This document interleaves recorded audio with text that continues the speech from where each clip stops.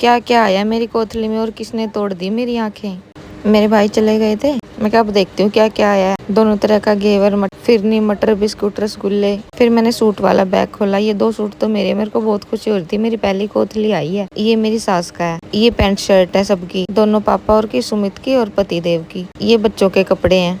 सबसे पहले तो ये कुदरत के है और 2 जोड़ी विख्यात के। कुदरत के पास तो बहुत ज्यादा कपड़े हैं। ये तौलिया आया है शगुन का, पति देव की पैंट शर्ट पे। ये फल फ्रूट है। ये एक पैंट शर्ट अंदर रह गई थी और इस पन्नी में श्रृंगार का सामान है, जो भी होता है। रात को मैंने कपड़े धोए थे, ये अंदर ही सुखाने पड़े। फिर सुबह सुबह इनको बाहर सुखा के आई। सारा काम करके मैं बैठी थी, तभी ये एसी वाले भैया आ गए थे। बहुत दिक्कत हो रही है भैया इसे बिना। फिर मैंने कोथली बांध दी थी, किस किस को बांटनी है। पति देव भी ले गए थे खेत में। फिर सारा सामान वैसे का वैसे पैक करके रख दी। शाम को उठ के हम बाहर बैठ गए थे। कुदरत तो अपने दादू के पास चली गई।